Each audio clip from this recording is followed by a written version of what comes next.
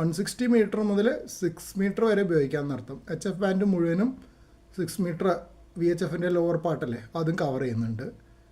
ഇതിൽ on off switch കാണാം, auto switch, bypass switch ഒക്കെയാണ് ഇവിടെ കാണുന്നത്. ഇതിപ്പോൾ ഓണാക്കാം.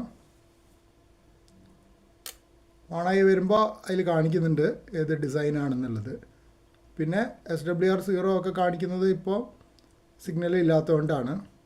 ഇപ്പോൾ നമ്മളിത് റീസെറ്റ് ചെയ്യാം. റീസെറ്റ് ചെയ്തിട്ട് ഒന്ന് ലോങ് പ്രസ് കൊടുത്താൽ ട്യൂണാവും. ട്യൂണായി കഴിഞ്ഞിട്ട് നമ്മൾ ചെറിയ പവറിലിട്ടിട്ട് ഏറ്റവും ചെറിയ പവറിലിട്ടിട്ട് PTT ഒന്ന് പ്രസ് ചെയ്താൽ ട്യൂൺ ചെയ്യണ കാണാം. ട്യൂൺ ചെയ്യുന്ന കണ്ടില്ലേ. എന്നിട്ട് ട്യൂൺഡ് SWR ആണ് 1.1 എന്ന് കാണിക്കുന്നത്. അപ്പോൾ അതാണ് ആൻറ്റന ട്യൂണറിൻ്റെ ഫങ്ഷൻ. പിന്നെ നമുക്കിപ്പോൾ ആൻറ്റന ട്യൂണർ ബൈപ്പാസ് ചെയ്യണമെങ്കിൽ ഇത് പ്രസ് ചെയ്താൽ ഇതിപ്പോൾ ഇതിലൂടെ കാണിക്കുന്നുണ്ട് എത്ര കപ്പാസിറ്റൻസാണ് ചേർത്തത്, എത്ര ഇൻഡക്റ്റൻസാണ് ചേർത്തതെന്ന് ഇവിടെ കാണിക്കുന്നുണ്ട്.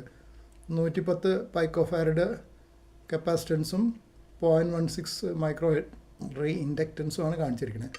പവർ 0 കാണിക്കുന്നത് ഇപ്പോൾ ട്രാൻസ്മിഷൻ ഇല്ലാത്തതുകൊണ്ടാണ്. ട്രാൻസ്മിറ്റ് ചെയ്യുന്ന സമയത്ത് പവർ അതിൽ കാണിക്കും. പിന്നെ നമുക്കിത് വേണേൽ ബൈപ്പാസ് ചെയ്യാം. അപ്പോൾ ഡയറക്റ്റ്ലി ആൻറ്റനയിലേക്ക് സിഗ്നൽ പോയിക്കോളും. ബൈപ്പാസ് ചെയ്ത് കഴിഞ്ഞാൽ കപ്പാസിറ്റൻസ് ഒക്കെ അതൊന്ന് പോകും. അപ്പോൾ ഒന്നുകൂടെ പ്രസ് ചെയ്താൽ വീണ്ടും എനേബിൾ ചെയ്യാൻ പറ്റും. ഇതാണ് അതിൻ്റെ ഫങ്ഷൻ. വലിയ വിലയൊന്നുമില്ല. ഇതിവിടെ ഒരു ലോക്കൽ ഹാമിൻ്റെ അടുത്ത് നിന്ന് VU3 SUAയുടെ അടുത്ത് നിന്ന് വാങ്ങിച്ചതാണ്.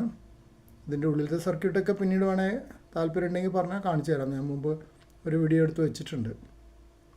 എപ്പോഴും തുറന്നു നോക്കണ വലിയ സുഖമില്ലല്ലോ. ആദ്യം വന്നപ്പോൾ തുറന്നു നോക്കി പ്രിൻറ്റഡ് ബോർഡും അതിൻ്റെ ഉള്ളിലുള്ള കുറേ ടോറോയിഡ് കോയിലൊക്കെ ഉണ്ട്. അത് പിന്നെ താല്പര്യം ഉണ്ടെങ്കിൽ കമൻറ്റ് ബോക്സിൽ എഴുതിയാൽ അത് ആ വീഡിയോ മലയാളത്തിലാക്കിയിട്ട് തരാം.